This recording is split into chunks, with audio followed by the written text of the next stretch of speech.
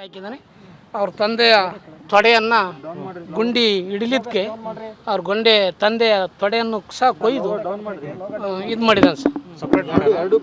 ಎರಡು ತೊಡೆಯನ್ನು ಕೊಯ್ದು ಕೆಳಗಡೆ ಗುಂಡಿ ಸಾಲ್ಟೇಜ್ ಆತಲ್ಲ, ಸಾಲ್ಟೇಜ್ ಆದಕ್ಕೆ ಹಿಂಗೆ ರೌಂಡ್ ಮಾಡಿಸಿ ಹಾಕಿದ್ದಾನೆ. ಇಲ್ಲ, ಗುಂಡಿ ಆರೆ ಪಾರೆ ಎಲ್ಲ ಅಲ್ಲಿದ್ವಿ ಸರ್. ಇದು ಮಾಡ್ಕೊಂಡು ಗುಂಡಿ ತೆಗೆದು ಇದು ಮಾಡಿದ ಸರ್. ನಮ್ಮ ಹೆಸರು ರುದ್ರಪ್ರಸಾದ್ ದೊಡ್ಡಕಿಡ್ದಳ್ಳಿ. ಕಾರಣ ಏನು ಇಲ್ಲ ಸರ್, ಕಾರಣ ಏನು ಹೇಳಿಲ್ಲ.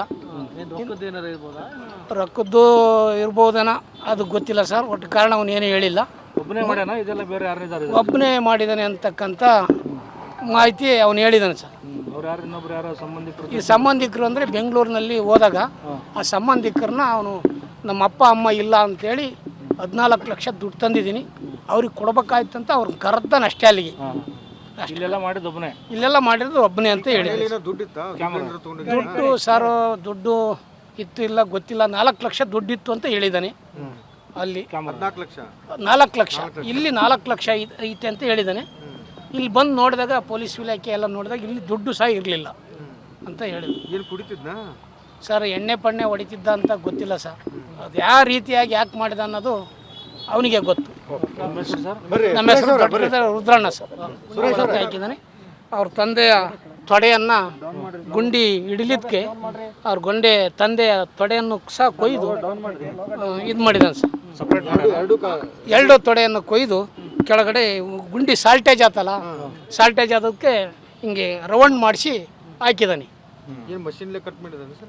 ಇಲ್ಲ, ಗುಂಡಿ ಆರೆ ಪಾರೆ ಎಲ್ಲ ಅಲ್ಲಿದ್ವಿ ಸರ್. ಇದು ಮಾಡ್ಕೊಂಡು ಗುಂಡಿ ತೆಗೆದು ಇದು ಮಾಡಿದ ಸರ್. ನಮ್ಮ ಹೆಸರು ರುದ್ರಪ್ರಸಾದ್ ದೊಡ್ಡಕಿಡ್ದಳ್ಳಿ. ಕಾರಣ ಏನು ಇಲ್ಲ ಸರ್, ಕಾರಣ ಏನು ಹೇಳಿಲ್ಲ. ರೊಕ್ಕದ್ದು ಇರ್ಬೋದೇನೋ, ಅದು ಗೊತ್ತಿಲ್ಲ ಸರ್. ಒಟ್ಟು ಕಾರಣ ಅವನು ಏನು ಹೇಳಿಲ್ಲ. ಒಬ್ಬನೇ ಮಾಡಿದ್ದಾನೆ ಅಂತಕ್ಕಂಥ ಮಾಹಿತಿ ಅವನು ಹೇಳಿದ್ದಾನೆ ಸರ್. ಈ ಸಂಬಂಧಿಕರು ಅಂದರೆ ಬೆಂಗಳೂರಿನಲ್ಲಿ ಹೋದಾಗ ಆ ಸಂಬಂಧಿಕರನ್ನ ಅವನು ನಮ್ಮ ಅಪ್ಪ ಅಮ್ಮ ಇಲ್ಲ ಅಂತೇಳಿ 14 ಲಕ್ಷ ದುಡ್ಡು ತಂದಿದ್ದೀನಿ, ಅವ್ರಿಗೆ ಕೊಡ್ಬೇಕಾಯ್ತಂತ ಅವ್ರನ್ನ ಕರೆದಾನೆ ಅಷ್ಟೇ. ಅಲ್ಲಿಗೆ ಇಲ್ಲೆಲ್ಲ ಮಾಡಿರೋದು ಒಬ್ಬನೇ ಅಂತ ಹೇಳಿದ್ರು. ದುಡ್ಡು ಸರ್, ದುಡ್ಡು ಇತ್ತು ಇಲ್ಲ ಗೊತ್ತಿಲ್ಲ, 4 ಲಕ್ಷ ದುಡ್ಡಿತ್ತು ಅಂತ ಹೇಳಿದ್ದಾನೆ.